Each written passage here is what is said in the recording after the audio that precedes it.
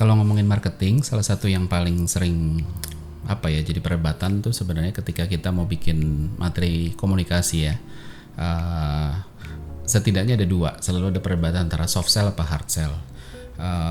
Dan ini berlakunya sebenarnya nggak cuma buat iklan ya. Jadi iklan iya, materi sosmed iya, materi YouTube iya, brosur iya, event iya, banyak banget ya. Jadi benar-benar dari ujung ke ujung. Nah, kalau tim yang hard sell biasanya percayanya adalah wah nih kita nih kan marketing, tugasnya jualan, jadi ya it's okay untuk jadi hard sell gitu. Jadi hard sell aja udah bisa-bisan gitu kan, jangan tanggung-tanggung, jangan malu-malu. Ada yang bilang juga, aduh konsumen kita nih nggak bakal ngerti gitu loh kalau nggak hard sell, kalau soft sell gitu kan. Nggak salah juga gitu kan, walaupun nanti ada sisi lainnya juga gitu ya. Nah sehingga orang-orang hard sell ini yang tim hard sell lah ya kita sebutnya, itu sebenarnya selalu mau produknya gede, munculnya banyak berkali-kali gitu ya, dan sekali muncul lama. Terus habis itu logonya pun juga kalau bisa dari awal logo udah kelihatan. Terus kalau ada harga, ada promonya pun cukup cukup dominan gitu ya, cukup dominan, dan bahkan kalau perlu sampai dibikin khusus hari ini nih, penawaran terbatas, khusus apa segala macam supaya orang kedorong. Nah sementara orang-orang yang soft sell, tim soft sell itu percaya sama user engagement gitu ya. Mereka percaya bahwa brand itu memang tugasnya jualan gitu ya, marketer itu tugasnya jualan, tapi bukan berarti caranya jualan itu harus terus-terusan ngejualan gitu kayak tukang obat gitu ya di pinggir jalan gitu kan. Tapi caranya mereka adalah dengan cara itu tadi, bikin engagement bukan cuma antara user sama brand gitu ya, tapi antara sesama user pun juga gimana caranya kita bisa bikin mereka saling ngomong gitu. Terus ketika diimplementasikan misalnya ke community marketing gitu ya, sama juga gitu. Jadi community marketing ini kan sebenarnya nggak jadi duit secara langsung ya, jarang banget. Jadi investasi, apalagi ini offline kan, biasanya relatif lebih butuh waktu gitu kan. Nggak bisa langsung ngarepin revenue-nya berapa gitu, justru malah keluar duitnya berapa dulu gitu kan. Dan banyak hal-hal lain lagi sebenarnya yang sebenarnya tidak bisa langsung diukur ke penjualan. Walaupun tuh habis itu orang-orang hard sell nanya, kalau kayak gitu ngapain lo buang-buang duit bikin kayak gitu kan. Nah balik lagi orang-orang yang masuknya ke sosial media segala macam, orang-orang hard sell yang masuk ke sana pun juga menerapkan hal-hal yang tadi diterapin di depan, logo gede, produk gede, diskon gede gitu. Itu dilakukan di sosial media. Jadi kalau lihat sosial medianya itu, mohon maaf, kayak kalau saya bilangnya kayak brosurnya minimarket gitu, isinya produk semua sama harga gitu ya, seolah-olah orang buka sosial media itu untuk lihat produk sama harga gitu, padahal kan nggak cuma itu gitu loh. Nah jadi itu yang kita harus hati-hati juga gitu kan.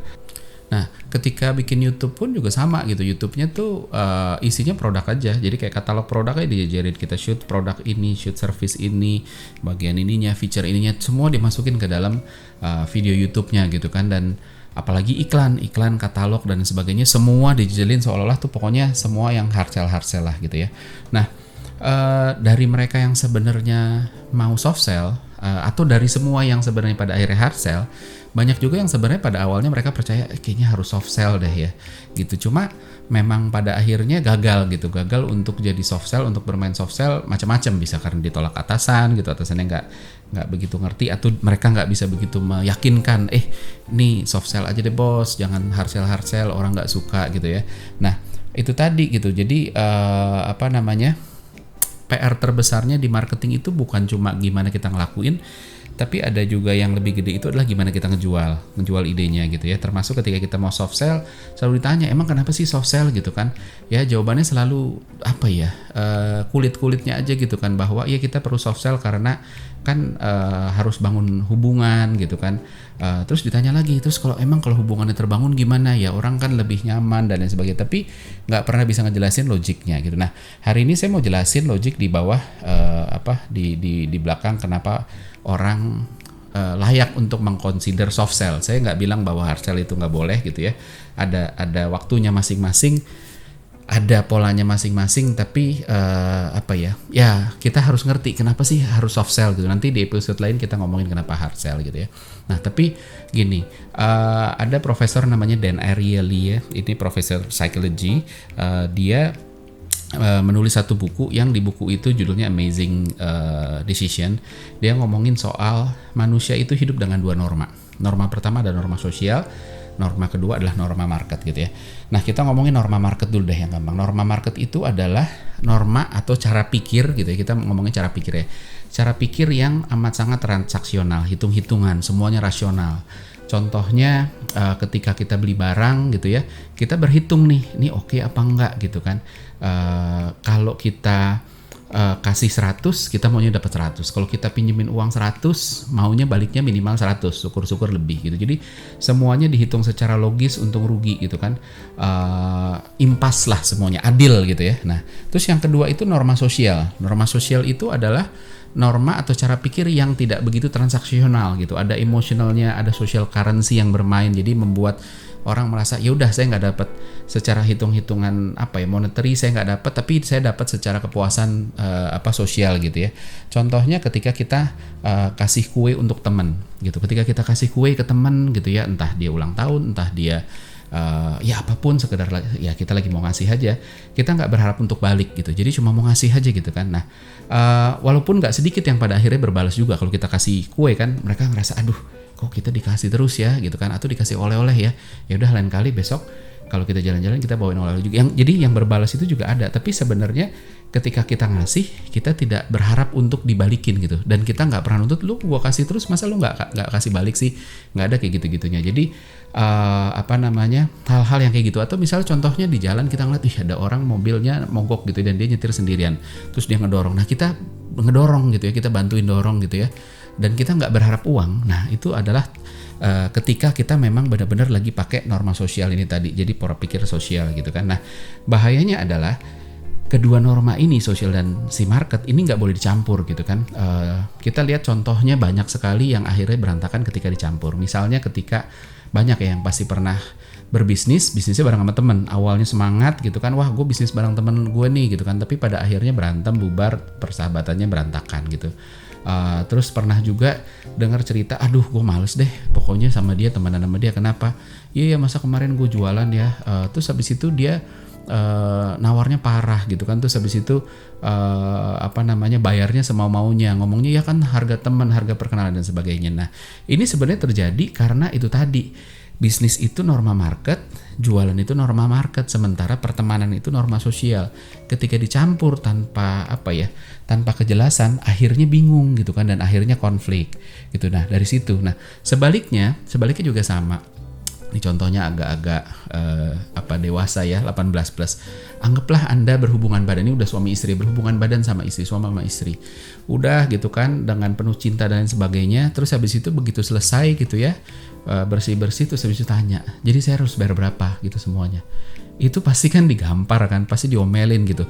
Kenapa? Karena padahal kan kita menghargai, kita kasih uang ya, tapi yang istri kita pun akan marah karena menghargai apanya gitu loh. Uang itu ketika kita ngomong norma sosial, uang itu nilainya lebih rendah daripada daripada perasaan, daripada cinta kasih dan lain sebagainya. Sehingga ketika ketika dilakukan dengan tulus, terus habis itu ujung-ujungnya ditanya bayar berapa, marahnya luar biasa. Sampai ada ini, saya pernah nonton ada di sosial media gitu, ada perempuan nakal ya, perempuan pelacur lah ya kita bilang ya, itu bilang bahwa saya dibilang wanita murahan gitu, padahal coba lihat saya berhubungan badan sama laki-laki yang saya nggak kenal, saya dibayar gitu. Jadi bukannya saya murahan, justru saya mahalan gitu karena saya dibayar.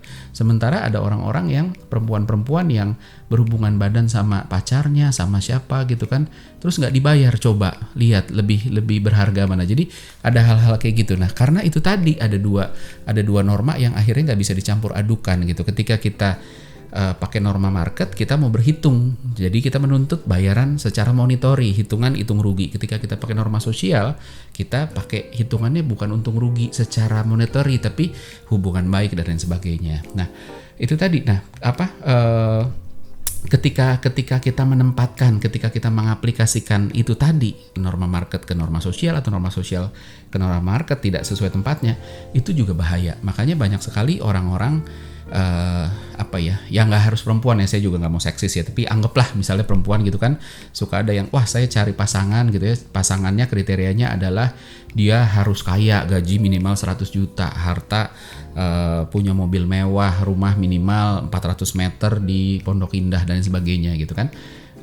Pandangan orang akan aduh kok dia gitu sih, jadi negatif gitu. Nah padahal kan ya sah-sah aja orang punya mau gitu, tapi kenapa begitu? Karena berhubungan gitu ya, menjalin hubungan itu sebenarnya yang umum, yang wajar itu selalu tentang norma sosial, tentang hubungan sosial, bukan tentang market. Jadi nggak bisa perhitungan gitu. Nah sebaliknya juga kita balik nih, sekarang kalau misalnya kita punya rumah gitu ya, rumahnya kebetulan samping Indomaret gitu kan, terus Indomaretnya 24 jam. Nah malam-malam kita lagi aduh lapar, masak nasi goreng, terus habis itu garam habis, mau ngetok tetangga kan nggak enak kan, udah ke Indomaret sebelah aja, tapi nggak punya uang nih, lagi nggak punya uang gitu kan, dan Indomaretnya nggak ada ATM gitu kan, terus bilang mas saya minta garam sedikit boleh nggak buat masak nasi goreng, kan pasti nggak bakal dikasih. Karena apa ya, tadi balik lagi Indomaret itu kan market gitu, jadi selalu nggak bisa dicampur. Dan ketika kita mau pindah itu harus jelas gitu kan, bisnis sama teman harus sepakat di depan bahwa ini bisnis ya, jadi kita harus kesampingin pertemanan ya, hitungan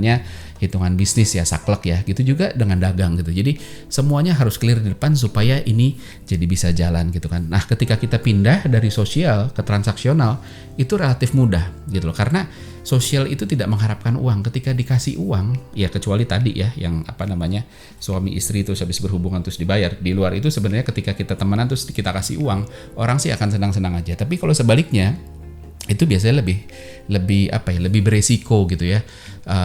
Kalau tadi kita ngomong istri yang habis berhubungan dibayar itu tersinggung, sebaliknya pelacur yang habis berhubungan terus habis itu nggak dibayar, dia bilang kita temenan deh ya, kita ngebangun ini ya, dia juga pasti marah karena dia pakai norma market gitu.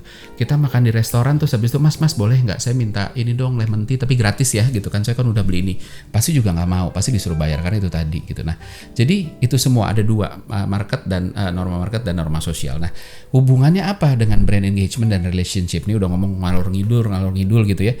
Pada akhirnya apa sih hubungannya sama brand gitu ya?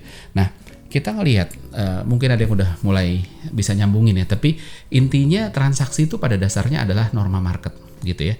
Jadi tanpa engagement dan relationship, hubungan antara brand dan konsumen itu murni transaksional. Artinya kita ngomongin ya udah normanya adalah norma market gitu ya. Brand akan dilihat sebagai sebatas untung rugi.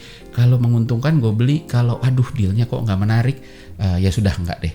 Nah begitu harganya naik, dia akan berhitung harga naik segini masih layak nggak untuk dibeli. Kalau masih layak dibeli, kalau enggak ya udah. Pertama mungkin mereka akan lihat standar rata-ratanya berapa. Kedua, loh yang kemarin kan harganya nggak segitu, kenapa segini? Kita mau lagi gitu. Kalau kita makan di restoran harganya naik kan kita sebel. Terus harganya nggak dinaikin, porsinya dikecilin, kita bilang saya sih mendingan porsinya tetap tapi harganya naik. Padahal kalau harganya dinaik sama juga bohong gitu kan, kita juga ngomel-ngomel juga, jadi sama aja gitu kan. Nah itu tadi pertimbangannya ketika kita berhubungan dengan brand ya, seringkali itu defaultnya itu tentang transaksional, so normanya norma market gitu ya. Ketika suatu saat kita masih mau beli gitu ya, walaupun harganya naik karena fiturnya emang bagus atau nggak ada pilihan yang lebih baik atau value for money-nya tetap paling bagus bahkan walaupun harganya dinaikin, sayangnya kan kita tahu bahwa produk kita nggak akan selalu paling baik. Suatu saat pasti ada pesaing yang lebih baik secara feature, secara value for money dan sebagainya. Dan anyway tugasnya marketer itu kan sebenarnya, atau brand strategist itu kan sebenarnya tugasnya adalah gimana caranya kita bisa jualan gitu ya. Bahkan walaupun produk kita bukan yang paling kuat secara feature, secara value for money dan sebagainya. Nah, so brand engagement di mana tempatnya? Brand engagement ini baik melalui sosmed, community marketing, CSR, macam-macam lah, event dan lain sebagainya. Itu adanya di ngebawa brand ke norma sosial gitu. Jadi brand yang selama ini jadi di level norma market ditarik ke norma sosial gitu. Kita activity semacam ini, engagement melalui sosial media gitu kan, kuis-kuis yang dilakukan di sosial media, YouTube, konten atau video-video di YouTube yang lucu-lucuan yang nggak terlalu jualan gitu ya. Itu sebenarnya membantu kita untuk ngebangun tempat di otak kita supaya kita punya space untuk ngebangun norma sosial tadi gitu kan. Konsumen pun mulai bisa ngehargain brand kita karena mulai ada hubungan di luar transaksional gitu kan, buat kita jadi nggak terlalu perhitungan gitu kan. Terus habis itu kita cari yang bukan sekedar asal bagus aja gitu. Jadi bagus yes, kita pengen bagus, tapi ketika kita ada hubungan baik kita mau oh ya udahlah ini teman gue gitu kan kita suka beli bahkan begitu ya. Jadi sama brand juga sama, ketika brand sudah terbangun hubungan sosialnya bukan cuma hubungan marketnya transaksional, kita mulai udah nyaman sama dia sehingga nggak perlu ya udahlah cacat-cacat dikit nggak apa-apa, ya udahlah nggak sempurna nggak apa-apa lah gitu kan. Jadi persis kayak hubungan sosial, kayak hubungan kita sama teman, sama keluarga, sama pacar, sama istri gitu kan. Nggak harus yang sempurna, yang penting udah nyaman aja gitu. Dan ketika ini terjadi di brand gitu kan, orang-orang mulai menghargai hal-hal di luar transaksional gitu ya. Terus kita mau tetap beli bahkan ketika harganya naik, ketika fiturnya udah nggak nomor 1, ketika value for money-nya udah nggak luar biasa gitu kan. Preferensi brand ini bukan lagi sekedar hitung-hitungan logis transaksional tapi sosial dan personal gitu kan. Bahkan sampai orang mau ngerekomendasiin. Jadi kita lihat deh banyak banget orang atau brand yang bagus yang kita pakai, kita happy, tapi kita nggak rekomendasiin. Tapi ada brand yang sebenarnya biasa-biasa aja, nggak paling hebat, nggak gimana-gimana banget gitu ya, tapi secara sukarela kita rekomendasiin gitu. Kenapa? Karena kita sudah punya udah punya hubungan sosial tadi, itu udah dibangun gitu dari norma-norma sosial gitu kan. Nah, jadi gimana caranya bangun social norm ini gitu kan? Ya tadi gitu kan, bangun engagement baik itu social media, community marketing, terus konten-konten yang soft sell yang nggak harus selalu jualan gitu ya secara langsung, konten-konten yang bikin orang baik itu iklan, baik itu digital video yang bikin orang kok ini bagus ya, share deh nih gitu kan, atau kok ini inspiring ya gitu ya. Terus habis itu bahkan interaksi dengan CS kita, dengan Salesforce, dengan ya siapapun perwakilan brand lah ya, itu juga bisa bangun engagement, bangun social norm ini gitu kan, bangun hal-hal intinya adalah bangun hal-hal di luar transaksional gitu kan. Dan kalau ada yang bilang buat apa bangun engagement gitu ya, nggak jadi duit, percuma, nggak perlu soft sell, nggak engagement nggak jadi duit gitu ya. Balik lagi aja, kita tanya aja gitu kan. Kan kita selalu pernah punya temen yang kalau datang ke kita itu cuma biasanya kalau ada maunya aja gitu kan. Kalau dia lagi butuh dia datang, kalau dia lagi mau minta tolong dia datang gitu kan. Ngasih sesuatu iya, tapi biasanya ngasih sesuatu kalau ada maunya doang. Nah, hal-hal kayak gitu kan kita juga hindari ya, atau bahkan setidaknya kalau kita nggak hindari, setidaknya kita pun memperlakukan hal yang sama. Oh, kalau kayak gitu saya juga sama dia hitung-hitungan aja gitu kan. Kalau lagi butuh ayo, kalau lagi nggak butuh ya nggak usah dan sebagainya. Nah, jadi itu tadi brand juga sama gitu, karena brand ini melibatkan manusia, jadi cara pikirnya juga kita harus ngerti gimana cara manusia berpikir. Habis itu baru kita bisa ngedorong brand ini gitu.